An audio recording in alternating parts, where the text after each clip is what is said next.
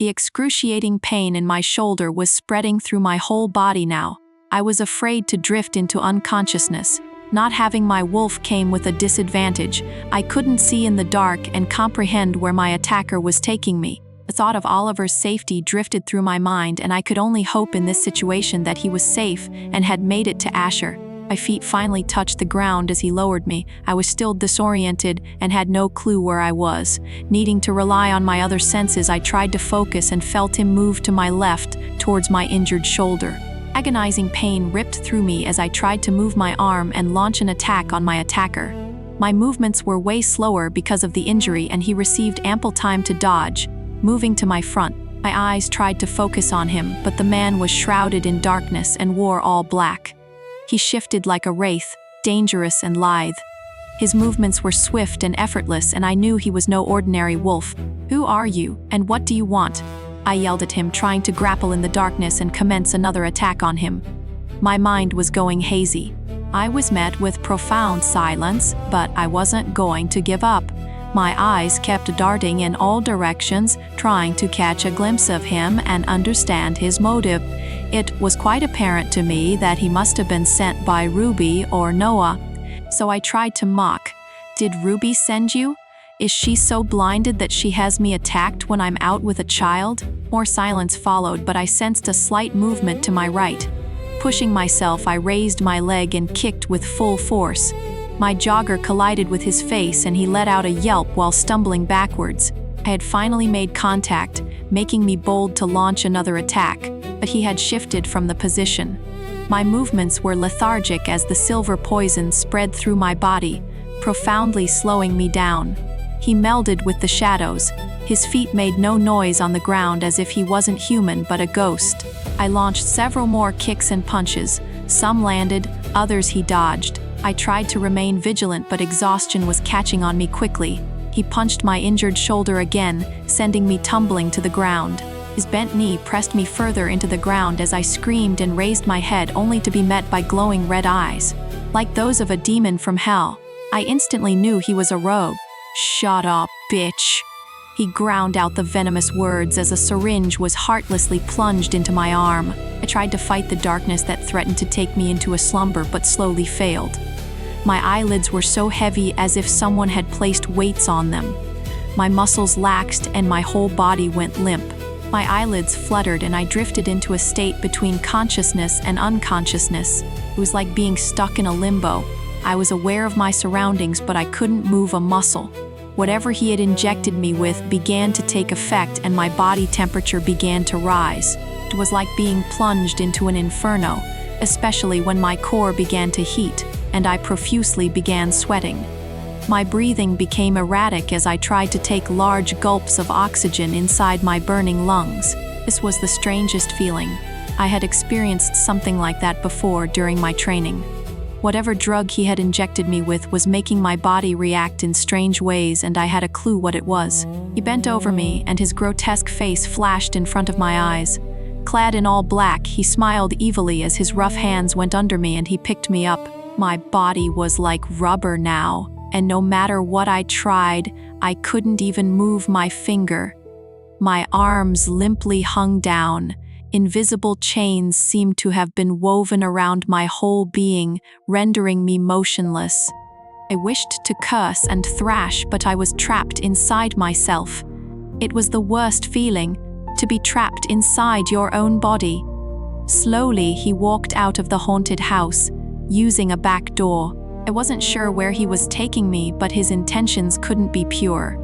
He had something nefarious planned for me, and a shudder skated down my spine at the implications of what he would do. He arrived at the parking lot of the park, and he approached a large van.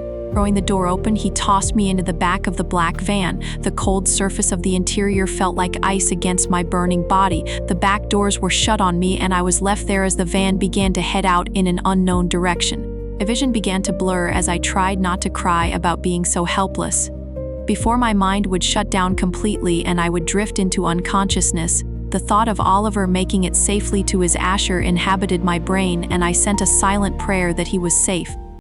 Asher Oliver's tantrums regarding Anna had been increasing with each passing day. While the woman left me sexually frustrated, She was becoming an important need for Oliver. Picking up the polar bear, I handed it to my guard and made my way to where Oliver and Anna had disappeared too. As I reached outside the haunted house, I halted. There was this strange feeling that weaved inside me as if something terrible had happened. At that moment, I saw a staff member guiding a very disturbed-looking Oliver. As soon as he saw me, Oliver rushed and I spread my arms for him. My heart jolted seeing the tears running down his reddened face.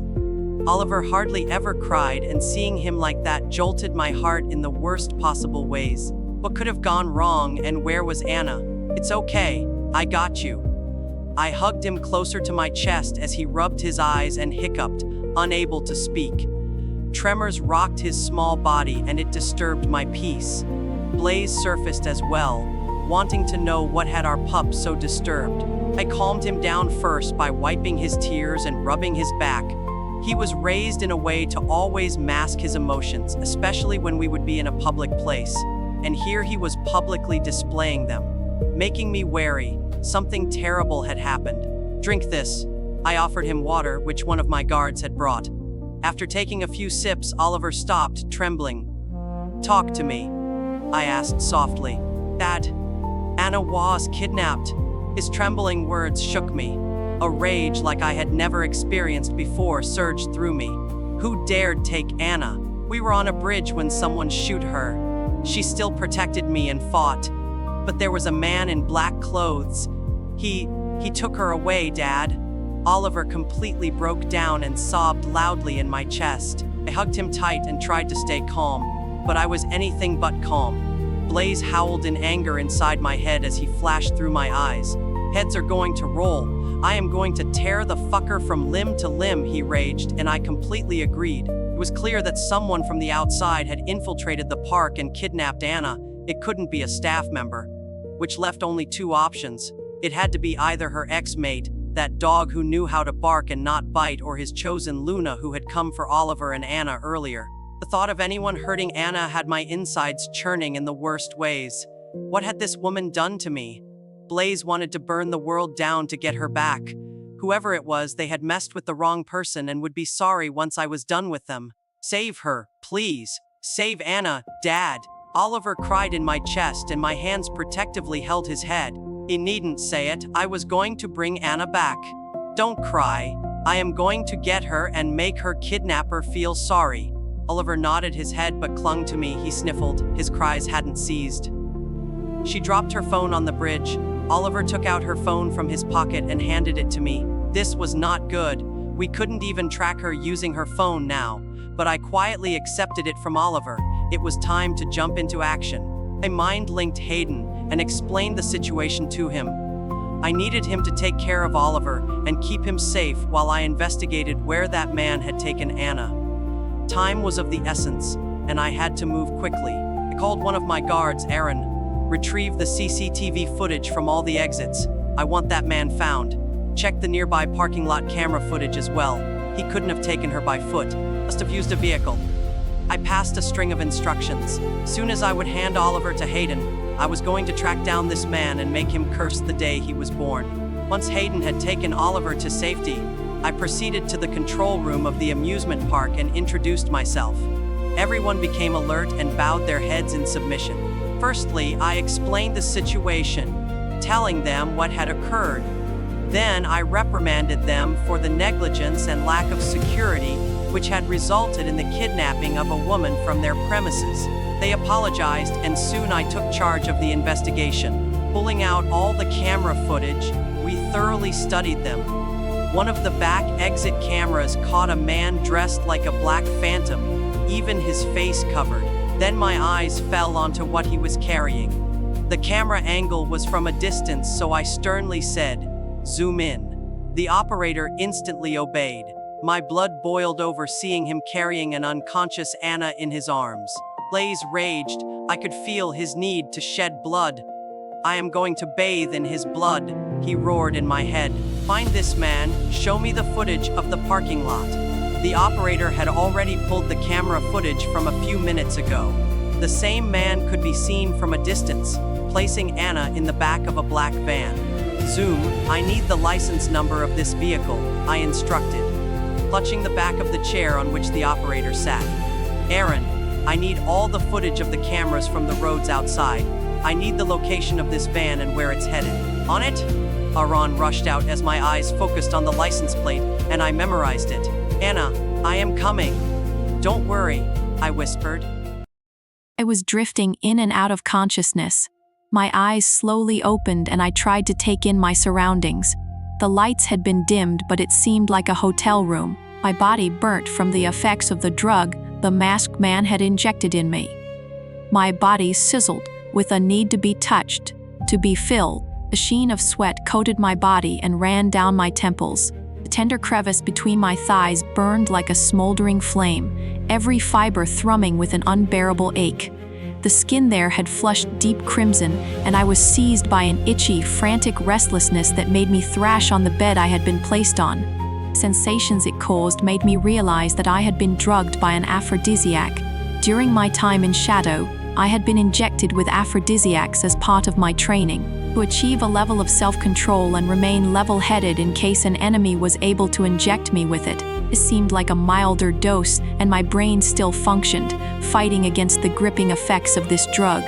I remembered my phone, but it seemed to have dropped somewhere during my skirmish with my kidnapper. I tried to sit up as my brain reeled to draft a plan to escape, but my eyes fell on the fiend who had brought me here. He had removed his mask, and I could see his devilish face. It made my insides turn. I cringed as I asked, "Who are you? Who sent you? Ella or Ruby?"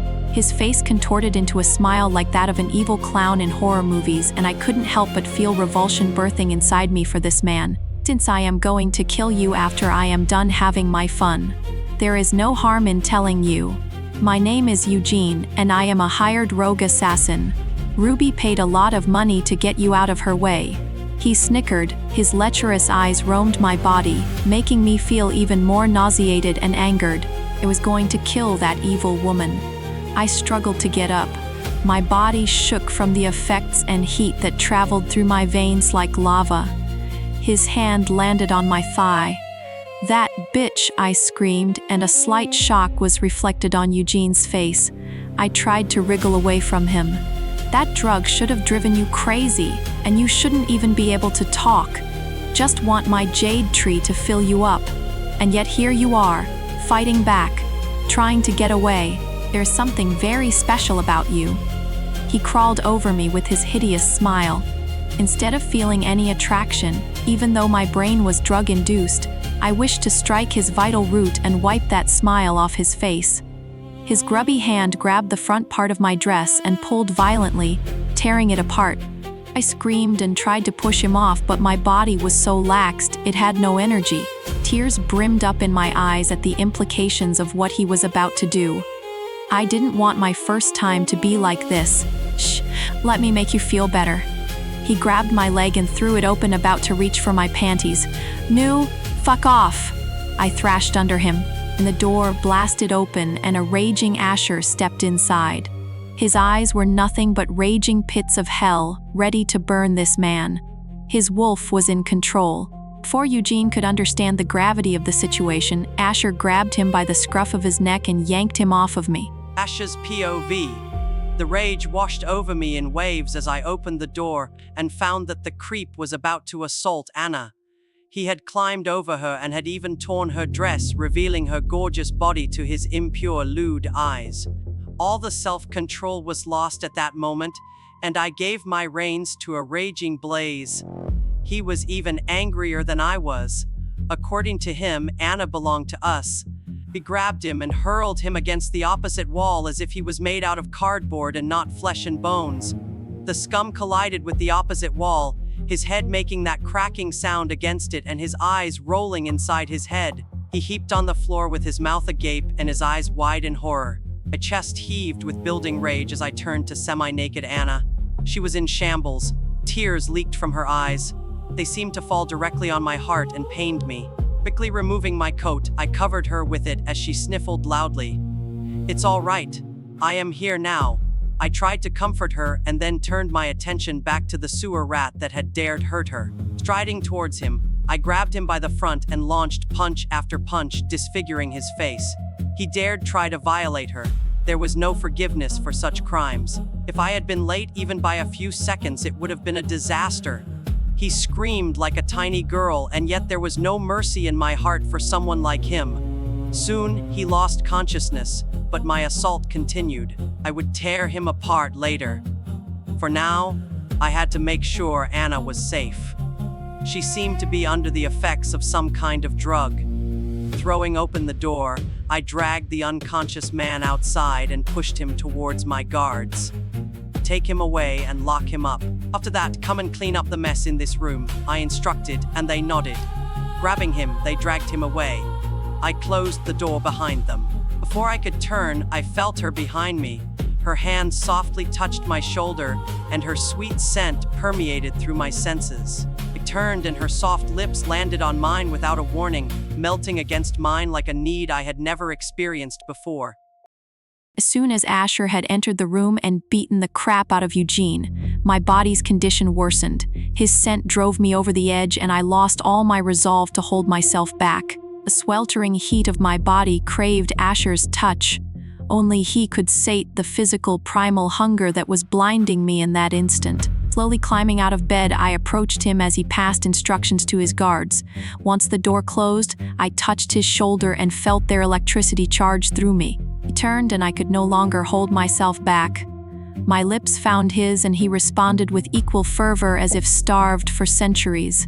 A low growl he let out. His hands grabbed my waist, prompting my legs to slide up. I snugly wrapped them against his waist as he steadied me and carried me to the bed. Our lips locked onto each other. My hands slipped into his soft raven hair, and I clutched them, jerking his head back so I could deepen this tantalizing kiss. It was liquefying my insides with pleasure. Asher dropped me on the bed. My dress was already torn, and I lay there, not hiding my nakedness from him. His eyes danced with lust as his sharp gaze swept over my body, and I let out a little yowl. "You are injured." His eyes roamed on my shoulder and body. "Let's deal with it later, please," I requested in a trembling voice full of desires. That's all he seemed to be needing, for he pounced on me like a predator. His index finger's nail sharpened, and it ripped off my panty, separating it from my flesh. I was fully exposed to this brawny male now. A little escaped me. "I am warning you beforehand, Anna.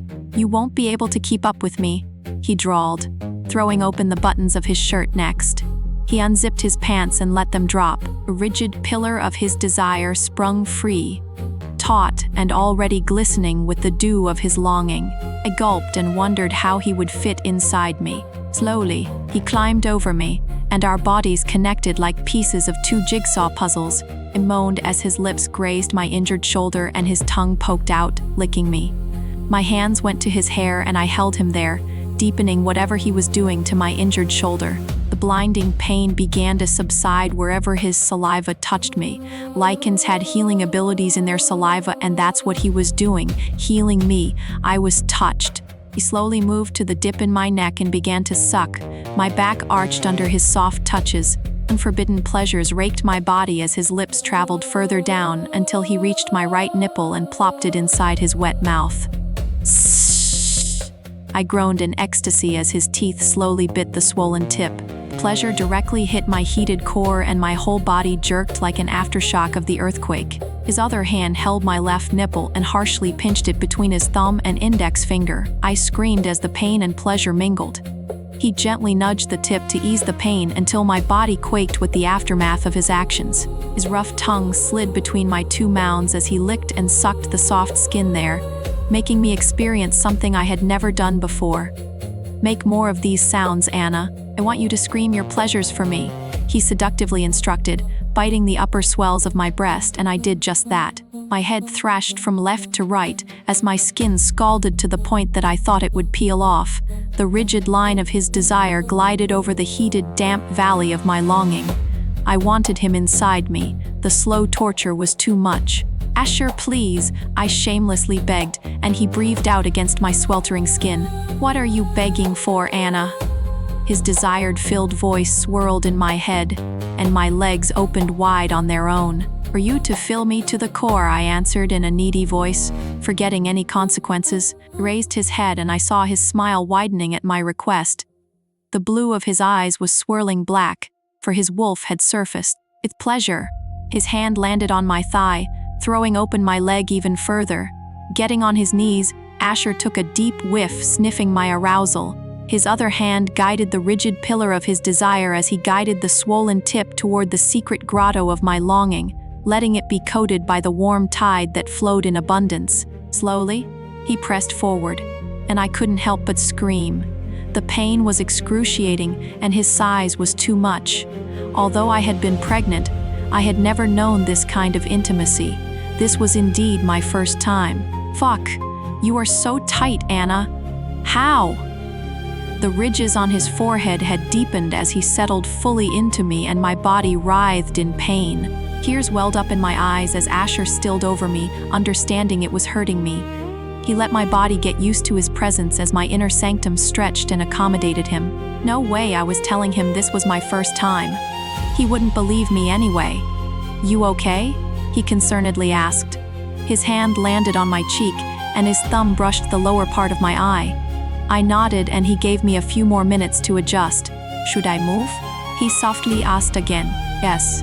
Slowly he pulled back and then surged forward again, eliciting a moan from me. My mouth opened in a perpetual agony of pleasure and pain. My hands reached out and grabbed his sturdy arms. They had landed on both sides of my body. He let me adjust to him again as he began to rhythmically move once again. His jaw was set, and occasionally a small growl of pleasure was elicited from his mouth whenever his presence brushed the deepest recess of my longing. Every nerve in my heated body sang as I reveled in the pleasure his presence brought me now. Gliding back and forth, moving in a dance of longing and fulfillment, the warm tide of our desire mingling with each breath. I moaned, and he groaned. But we continued exploring this intimate side of each other. Asher was a beast in bed, I realized soon enough. His pace was quick, his rhythm never waned. His perfectly toned body glistened with beads of sweat as he towered over me and gave in to his primal urges. "Come for me, Anna," he breathed out against my forehead, and I did with a bated breath and his name on my tongue. My body went completely limp as I exhaled, and my hold on his arms slackened. I lay there completely wasted as Asher wickedly smiled at me. "Tired so soon? I am just getting started." He gave me 2 minutes to regain my strength before he began to move again, and I understood this was going to be a long, long night. I orgasmed multiple times. The heat abated from my body before I completely passed out from exertion. It was an experience of a lifetime, and I wished for more. No matter how much I tried, I couldn't get enough of Anna Carroll. Her scent and body had completely enticed me. Considering she had a mate before, I didn't understand how she still held such a tender, unyielding warmth around me each time we were joined. Like a secret garden clinging close, refusing to let go. It had been like forever since I felt such attraction to a woman. Her scent had woven itself around me, tethering me and blazed to her. He hounded me to wake her up and draw close to her again, to lose myself in her warmth once more. But I could see she was injured and exhausted, almost passed out now. Her chubby cheeks were still tinted red as her chest slowly rose and fell. "She is an exquisite creature," Blaze purred in my head like a lovesick puppy. I covered her with a blanket so she could rest and went into the bathroom to take a cold shower. Once I exited the bathroom with a towel around my waist, I called Hayden and asked him to bring me a medical kit and fresh clothes for us. He arrived soon with the required items, and I partially opened the door to receive them. "How is Oliver?" I inquired, taking the package from Hayden. A look of surprise I found on his face, which he quickly masked, seeing me in a towel. "He is worried about both of you. I have informed him that Anna has been located and you will be bringing her home soon." "Take care of him, and did the captive talk?" I asked, holding the door. "He did. He had been sent by Ruby yet again," he replied with gritted teeth, and Blaze let out an angry growl. "I see. Keep me posted." Hayden bowed his head and left. Closing the door, I walked back to where Anna was lying with her auburn hair all spread out on the pillow. My knuckles rubbed her cheek for a few seconds. Slowly removing her blanket from her shoulder, I set to tend to her wound. The bullet had gone directly through her shoulder, leaving an ugly mark. My saliva had healing properties, and it had significantly healed her wound, but she needed proper medication and a bandage. So I took my time disinfecting her wound with a swab of cotton and disinfectant. Putting the healing salve on it, I carefully wrapped it in the bandage. All the while, she slept so peacefully that I couldn't help but smile. After putting bandages on, I placed the blanket back on her and let her sleep. I changed into clothes Hayden had brought and placed the ones for Anna on the side of the bed. Using the chair, I comfortably slid into it and placed my head on the backrest. The thought of Ruby sending attackers continually for Anna enraged me. With my influence, I could deal with Ruby and make her disappear in the blink of an eye, but I had to respect Anna's wishes. It was her revenge, and I had promised to back her up and not act on her behalf. I needed Anna to gain consciousness before making any decision regarding Ruby. She had to go, but on Anna's terms. What will you do regarding Anna's request? Blaze reared his head and asked. I took a deep breath and said, I am going to change the wolf laws as I had promised her, and I am going to ensure she ascends to her rightful position. Blaze hummed and suggested, it will also be beneficial to have her as a partner. You know very well how we react to her and her body. So what's stopping you from making the move? Grab her before she gets stolen by another male wolf. The idea of someone else stealing her away felt abhorrent, and I couldn't help but steal a glance at her sleeping figure. The low light of the room illuminated her auburn hair, setting them on fire. She was like a phoenix rising from the ashes. But could I bring myself to have a proper relationship with any female? The very idea frightened me, and the thought of being left heartbroken was always on the surface. Seeing my silence, Blaze spoke again. What if she is Oliver's biological mother? You know that the possibility is very high. His words were true. I had been contemplating this truth since yesterday when Blaze had first pointed this out. Then I will make her my mistress. She can move in with us when we return to the island. She is the only woman who has no ulterior motives when it comes down to Oliver. And she is not even after my money, I replied without any hesitation, knowing it would be a wise decision. Oliver would grow up beside his mother, someone he desperately needed, and I would have someone to share the responsibilities with. She was brave and smart. Besides, she loved Oliver. Before all these decisions, I needed to confirm if Anna was actually Oliver's biological mother or not. Picking out my cell phone, I finally called my beta. He had returned but was taking care of operations on the island. He instantly picked up, and his always cheerful voice came through. Alpha, how may I help you? Eden, I need to see Dr. Sarah. I need to confirm something. Everything all right? He asked, slightly concerned. It is. Just do as I say. I will send Hayden over once you arrive here. He will manage the island affairs in your absence, I informed him. Sure, boss, he replied before I cut the call and went back to staring at the sleeping Anna. And then I remembered I had her phone with me. Checking my discarded pants pocket, I retrieved it and clicked it open. It was locked, but I smiled, seeing the lock screen. It was a picture of herself and Oliver. Both of them were smiling at me. Though morning light woke me up and I opened my eyes, letting my vision clear. My mind grappled to understand my surroundings, and then the flashes of the previous day rippled through my brain. My hand instinctively went to my shoulder wound. I couldn't sense much discomfort. The excruciating pain had numbed to a slow dullness. There was a fresh bandage there now. Someone treated my wounds and bandaged me up. A sense of being cared for stemmed inside me and warmed my whole being. Memories of the previous night spent with Asher brimmed my brain in full force. The embarrassment flooded me and I blushed down to the roots of my hair. What had I been thinking? I wasn't even thinking. Like a woman lost to her primal desires, I had thrown myself towards the man. The feel of his untamed virile heat surging through me, stirring every hidden corner of my desire, was something I could still sense. The mere thought of it made my ears warm up. The man was the embodiment of sexiness and virility. Who could in their right mind be able to resist him? I wasn't even in my right mind and had lost all control. Even all my training had gone down the drain when I had taken in his scent and shamelessly begged him for that primal, intoxicating closeness. What the hell was wrong with me? I knew I should slip away quietly, to avoid embarrassment. But did I have clothes? Picking up my blanket, I observed I was completely nude underneath, and embarrassment flushed my cheeks even further. Wrapping the blanket securely around me, I tried to get up, so I could just slip away for now and deal with the consequences later. I froze on the bed when Asher's voice came from behind me. "Leaving without saying goodbye, Miss Anna." I slowly turned my head with a sheepish look. He was lazily sprawled on a chair with his legs spread, sitting in the dark corner of the room, with his artistic fingers drumming his temple.